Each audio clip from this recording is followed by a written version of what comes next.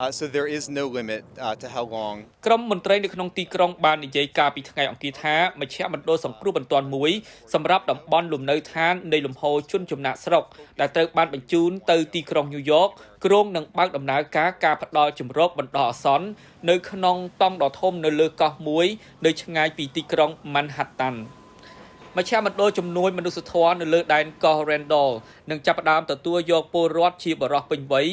ហើយនៅលាវនៅថ្ងៃពុធនេះដែលមានទាំងសម្ភារៈបរិក្ខាររួមមានម៉ាស៊ីនបោកខោអាវផ្ដល់អាហារទៀងទាត់និងការហៅទូរស័ព្ទទៅក្រៅប្រទេស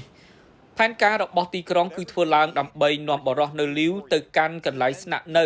ពេលដែលពួកគេមកដល់ចំណតរថយន្តក្រុង Manhattan ដ៏សំខាន់ហើយពួកគេនឹងទៅផ្ទះរបស់ពួកគេវិញ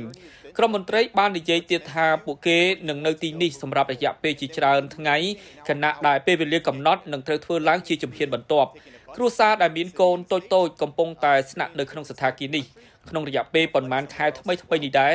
ទីក្រុងញូវយ៉កបានរកឃើញការកើនឡើងដែលនឹកស្មានមិនដល់នៃចំនួនជនចំណាក់ស្រុកដែលស្វែងរកសិទ្ធិជ្រកកោននៅសហរដ្ឋអាមេរិកដែលត្រូវបានបញ្ជូនទៅទីក្រុងពីរដ្ឋផ្សេងទៀតរួមមានរដ្ឋ Texas និងរដ្ឋ Arizona